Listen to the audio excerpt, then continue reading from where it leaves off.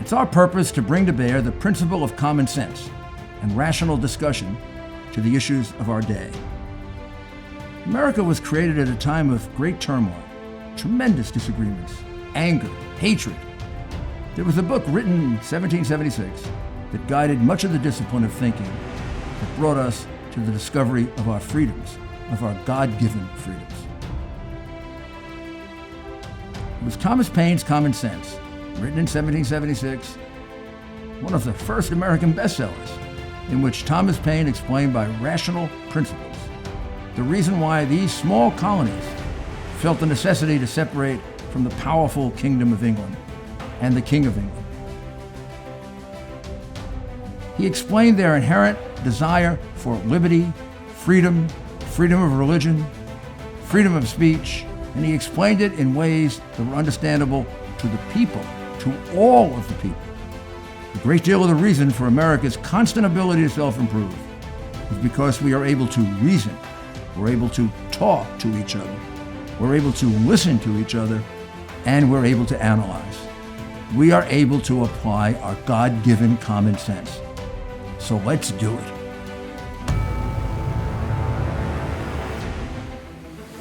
This is Rudy Giuliani with Rudy Giuliani's Common Sense. Today we have the great honor of speaking with Sergeant Ann Dorn. Ann Dorn. Ann is the widow of Captain David Dorn, who was assassinated here in St. Louis just a few weeks ago. And it was a national tragedy. It was one of the things that highlighted the violence and the increasing violence that was taking place as the Floyd protest moved from protests of a very, very justifiable kind about a killing that had no justice to it at all, and then all of a sudden morphed into these continual riots and then the murder of innocent people like Captain Dorn and then others.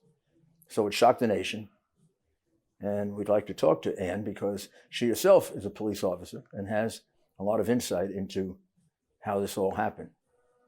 Ann, thank you very much for joining us. Thank you, Rudy. And first, let me say, when I heard about this, probably right about the time that it happened, because I've been covering it from day one, it just broke my heart because I come from a family of police officers. I ran the largest police department in the country, and I lost 26 police officers before September 11. And of course, everyone knows what happened on September 11. And I can't hear of a police shooting without either crying or getting very close to crying. Yeah. And the thing that struck me about your husband was not just the horrible thing. I knew the minute I heard of it that we had gone into a new level of riot. Yes. That these things were building on each other. They had taken over the precinct in Minneapolis. Minneapolis had already turned to violence. I think you had just turned to violence. New York was just about turning to violence. Mm-hmm. And you could see it now, having been hijacked. And these were no longer going to be protests. These were going to be trying to destroy cities. Yes. So tell me a little about David's background and then yours. David grew up in the city of St. Louis. His family owned a trucking company for years in North St. Louis. He aspired to be a policeman. He didn't want to be a truck driver. So he tried his hardest to be a policeman. Funny thing is, I was telling you, he didn't make weight the first time. He was such a scrawny, skinny little kid. He didn't make weight. That he had a big pot of beans that morning before he went and weighed in, just to hit the weight, just to make his weight. So and did he? And he did. Okay. He made about 1 pound. So he had tremendous desire to be a police officer. It wasn't just a job. No, his father had been a reserve officer with the city of St. Louis. It means he didn't get paid. But David just wanted to be a policeman, and he wanted to be a policeman so bad that he did everything he could. If he had to put weights in his shoes, he'd have done that too. But on top of that, so he got in and he made it through the academy. It wasn't easy. Our academy's never been easy. Was it a period of time? What year was it, by the way? 1969. So was it a period of time in which I would imagine there'd be some difficulties for an African American in the police department? Although there's a large African American population in the city, the police department at that time was not heavily African American. No, it wasn't. They had just started really hiring a lot of African Sure, Americans that'd be at the that time. beginning of the period of trying to recruit. Yes. So I mean, but he was determined.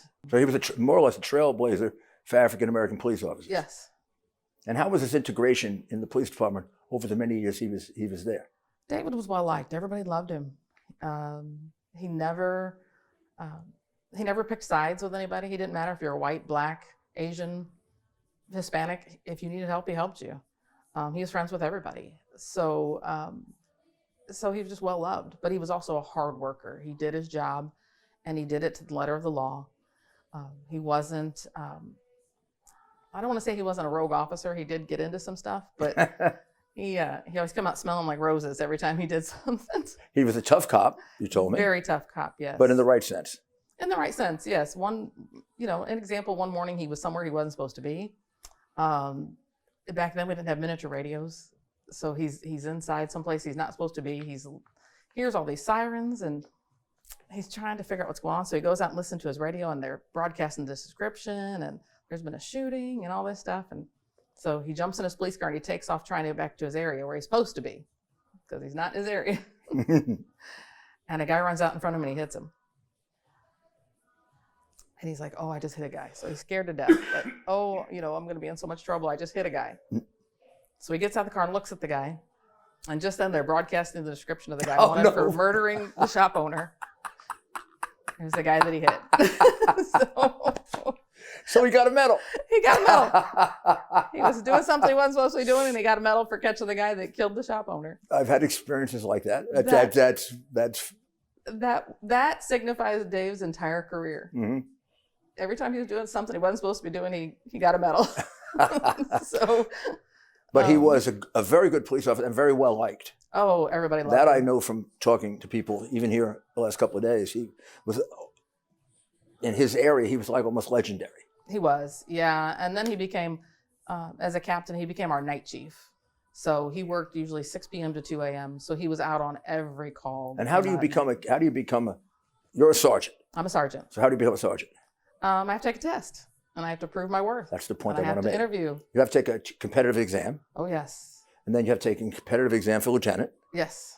And for captain. And for captain, yes. And they're all difficult, and they get more difficult. They get more difficult as you go, yes. So you don't, a lot of people don't know this. You don't just get selected by the commission because you're his pal. No. In fact, you can't do that in any of these good police departments. Oh, no. So when you see the rank of sergeant, lieutenant, captain, you know somebody earned it.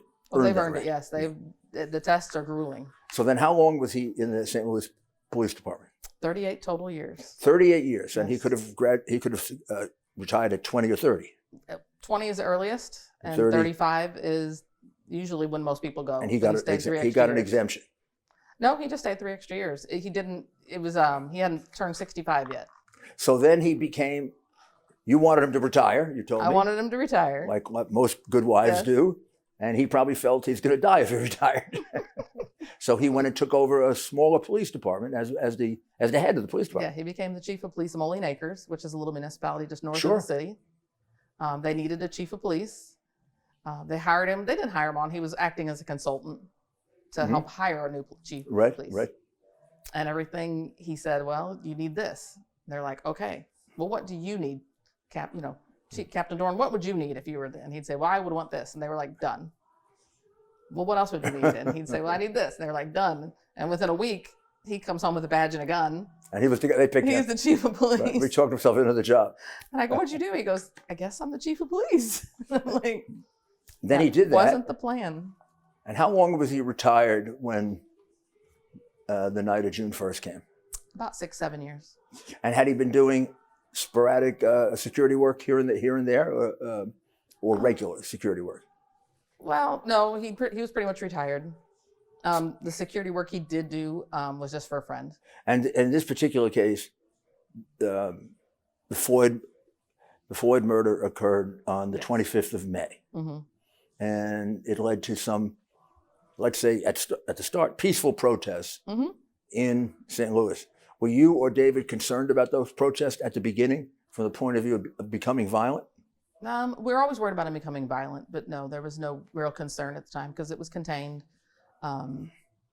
we had really close intel with them.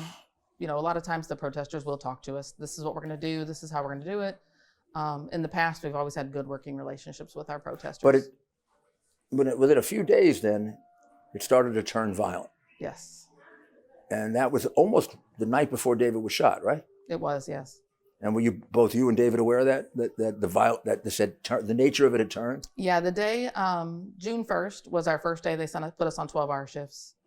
I had just finished working a 12-hour shift. I had gotten home, and the day had started with peaceful protests, and as it was ending, they started moving to a different park, and they were reorganizing, and the peaceful people were leaving, and they were kind of reading the signs that it might not be as peaceful once it got dark.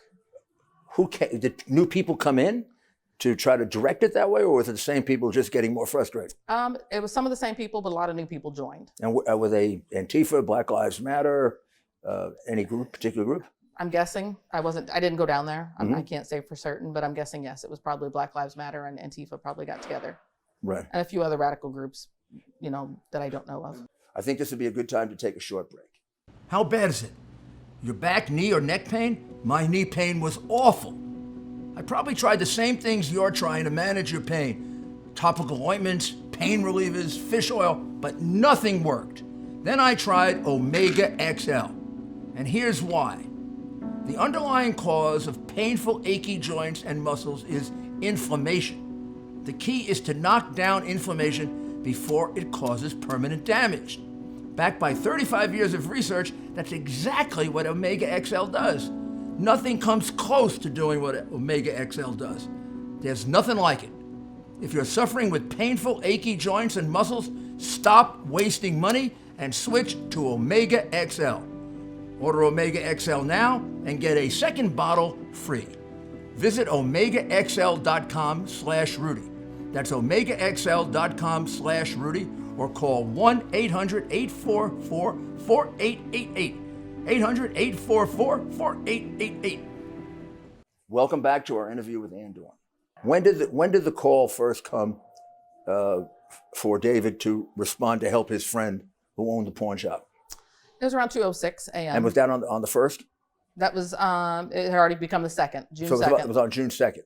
June 2nd at 2 a.m. So it was roughly going into the second day of the more violent protests. Yeah, the protests turned violent earlier and that night, evening. were they violent that night when he was called? Yeah, we had watched, as we watched the news, I got home a little after 8 o'clock, we started watching the news. One of our convenience stores was being burnt down. Officers were protecting it. They were protecting firemen who were trying to put the fire out. And several officers took gunfire and were shot at that fire scene. So before David was shot, 4 officers were shot in one incident. Yes. In a different part of St. Louis.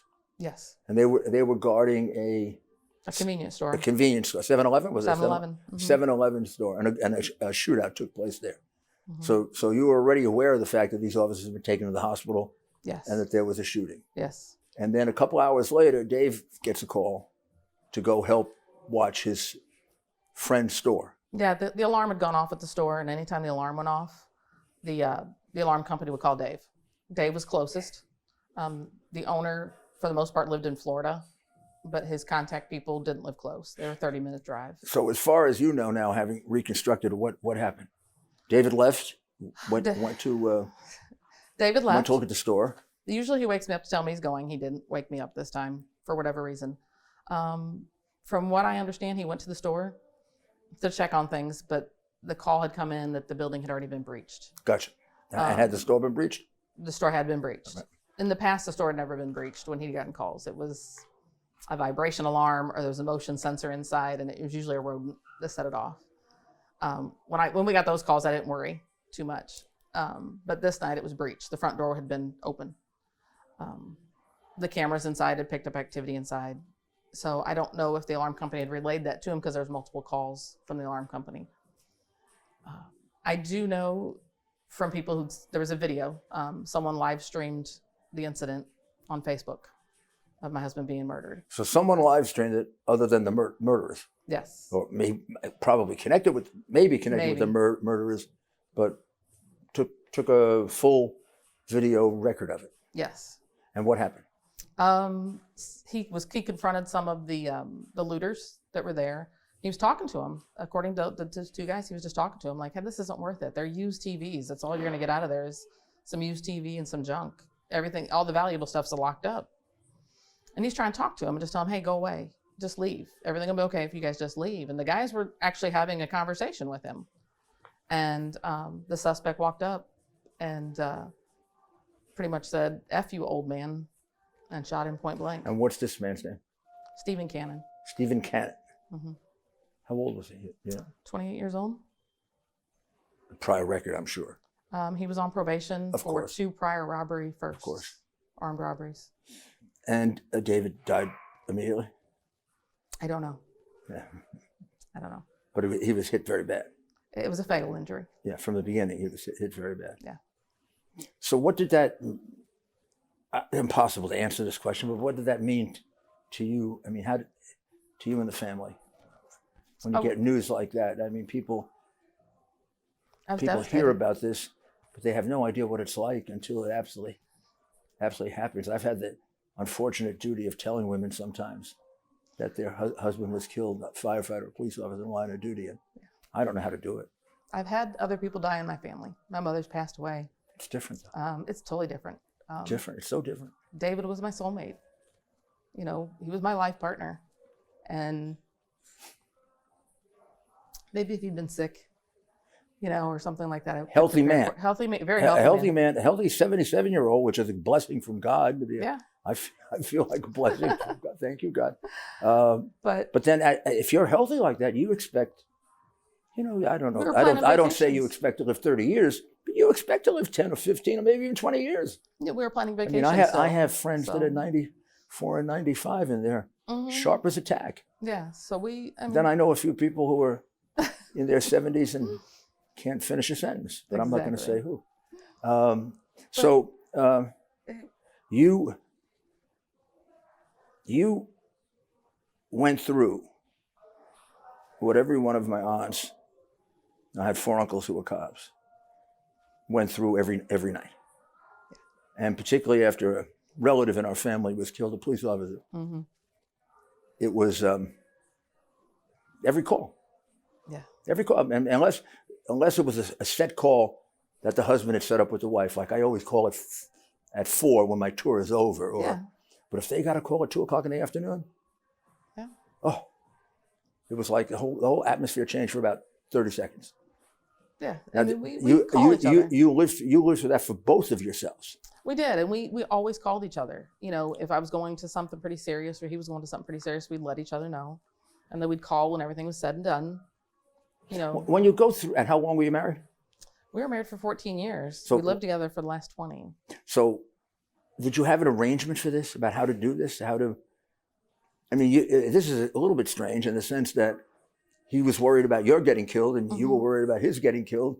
You knew it could happen. Well, yeah, You knew it was unlikely. I mean, not every cop gets killed. No. But you knew it was also quite possible. We never really talked about it as far as, you know, it happening, because Mm-hmm. we knew we were both very well trained. We were pretty tactically sound, you know, but it's God's will if it's going to happen. You know, we trained for the worst and just hope for the best. Were there other times you expected it might happen? Had you had other scares? Being scared? No, not with him. Him with you? Him with me always. He always worried about me, I think, a little more. Well, then he was a very good man. Yeah, he always worried about me a little more. I worked in a couple of units that he didn't care for. Tough. Tough units, yeah. That he Like? didn't always care for. I worked in the high schools and I worked with the gangs all the time. So I got, you know, but I ended up my relationship with the gang members became one of mom. We'll be back with this very, very interesting interview with Ann Dorn in just a few moments.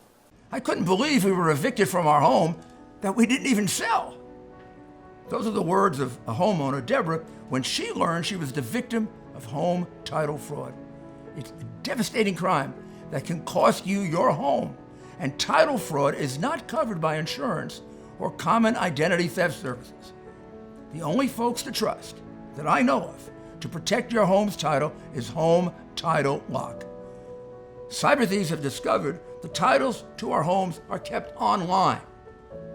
They forge your name on your deed stating you sold your home, and they refile as the new owner.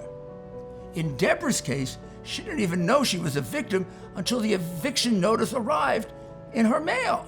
Home Title Lock protects you and your home by putting a virtual barrier around your home's title. The instant they detect tampering, they mobilize to shut it down. Go online to HometitleLock.com and register your address to see if you're already a victim and don't know it. Then use code RUDY, that's me, and sign up for 30 free days of protection. That's code RUDY at HometitleLock.com. Welcome back to our interview with Ann Dorn.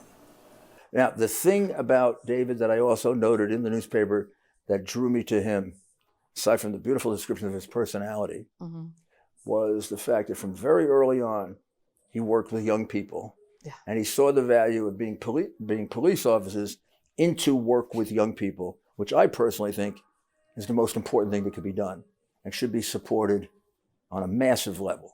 And it could turn this whole thing around. But that's me because of the PAO and the Boys and Girls Clubs and just the kind of work I've seen on my own and participated in. But David started a lot of that at a time when it wasn't that this popular or as popular as now. Well, it really didn't have a name. It was just something he did. It was community policing at its best. If he saw kids out playing in the park, he'd get out and play with them. And then some of these kids could be somebody he might have arrested. Yeah. 2 months ago, or was going to arrest in 2 weeks, or kept them from getting arrested, and they decided to become a policeman just because he played in the park with them. Right. So he was the kind of police officer, like you said, during the incident that took his life, where he would first say, "There's no reason for this. You can just put it down and go away." Yeah. And you don't have a record. Yeah. He'd give you a break in a minute. That's a really wise police officer. But at least one of them had this meanness or whatever in his heart. He was just going to kill him. Yeah. He was going to kill the old man. How it struck you when it happened? Total shock. Total shock. Devastating. And now we are 3 months. Months. It's 3 months. 3 months later. Gosh, how does it feel now? Still doesn't feel real. Well. And what are you doing? What are you doing to deal with it for you and for the kids? We've stayed active. The kids and I have grown. Some of us have grown a lot closer. Good. We talk on a regular basis. I did a peace march in honor of Dave just this past weekend, trying to bring the community together. Did it work? We had, for our very first march planning in 3 weeks, we had probably almost 200 people show up. That's very good. And it was, calling for peace, calling for, let's just start talking. That's always been my premise when I worked in the schools with gang members. Let's sit down and talk. Let's see what we can do. So let me talk to you for just a few moments on the other side of your own professional experience. So you, from a professional point of view, you've watched, first you watched a little bit from afar, Ferguson, and Ferguson had an effect on St. Louis, not like Ferguson, but you had your problems here. Oh, yeah. And now with this one, how bad did it get when it turned after a few nights from legitimate protests of Mr. Floyd's death to more or less hijacked riots where stores like your husband's friend's store were looted and robbed? And these riots were different.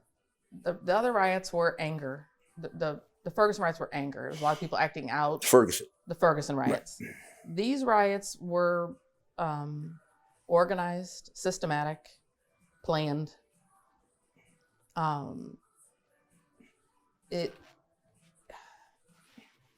There was a lot of thinking and planning going into these riots. Was that local St. Louis, Antifa, BLM, or people from outside? I think both. But there were a significant number of people from outside that were involved. Oh, yes. Now, when it turned riot, yes, car put on fire, window open, pawn shop looted, liquor store looted. Were there immediate arrests made? No. And why was that? Why? I mean, the conventional handling of a riot is to arrest the first person, to dissuade the others from rioting.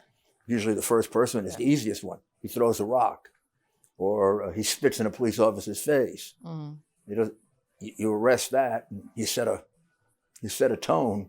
You're not getting this for free. Yeah. So that didn't happen in the first couple of nights of this rioting. I wasn't working those riots, so I wasn't at work, of course. The first night I had the night off. The other nights, of course, I was dealing with family. But from what I understand and the rumors I hear, they had the order to stand down. They issued order to stand down. And how long did that last? How many nights did that last? That came from the mayor, of course. I'm not sure. It came from somewhere up top. So it had to come from the top of the department or the mayor? Yeah. And how long did that order remain to stand down? A few days. A couple of days, 2-3 days of a couple days burning, of it, yeah. riots, beatings, And massive theft.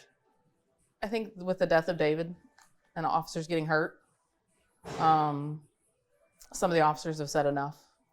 And I don't know when the turn came, I don't know if it was the officers saying enough. But after 3-4 nights of uninterrupted looting, robbing, theft, murder, 4 police officers shot, 1 dead. Police officer dead. There came a time when arrests were made. Yes.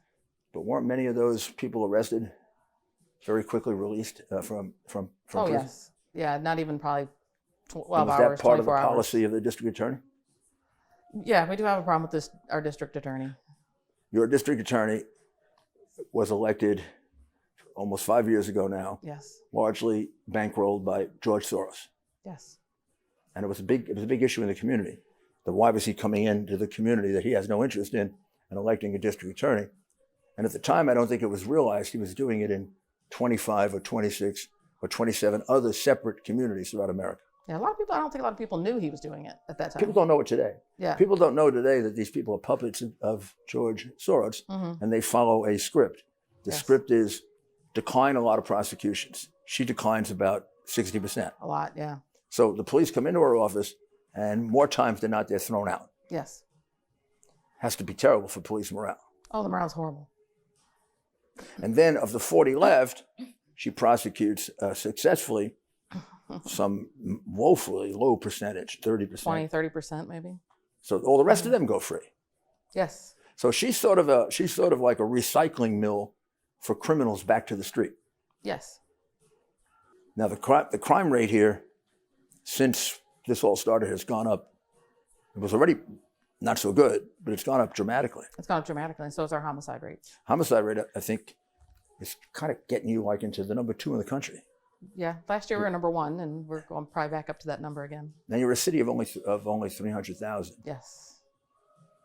So what has to be done to change this? This can't go on forever. This isn't America. America, there's respect for law. There's respect for the police. There's respect for authority. Yeah. There's the ability to challenge authority with peaceful protests.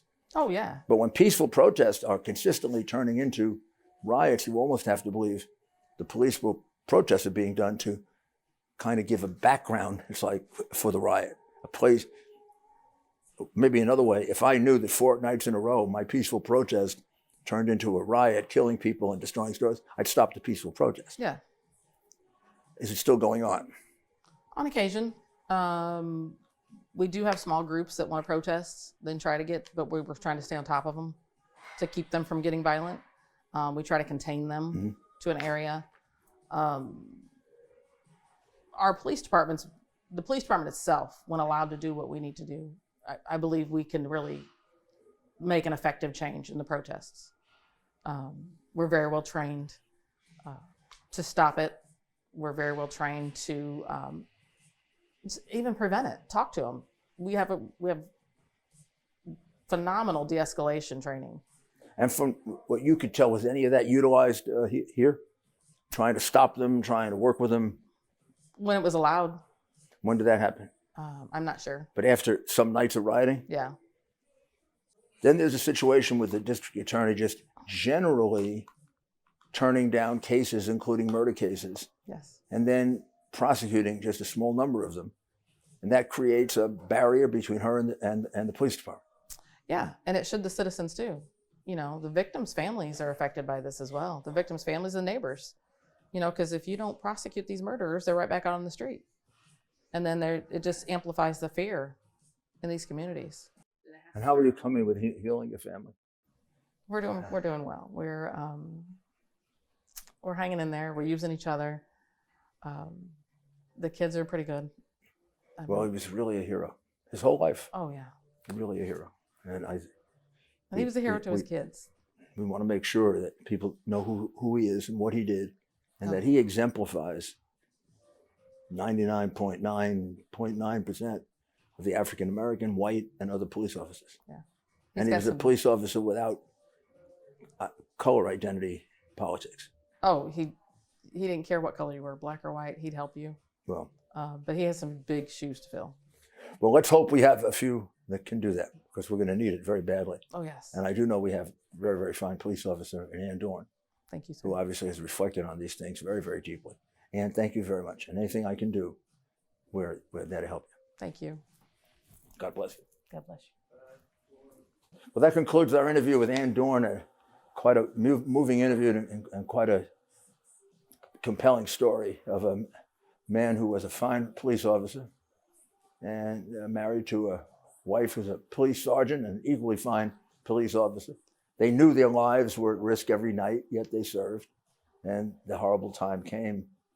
And we can't forget the sacrifice of David Dorn to help and save the people of his city. Well, thank you very much, and we'll be back shortly.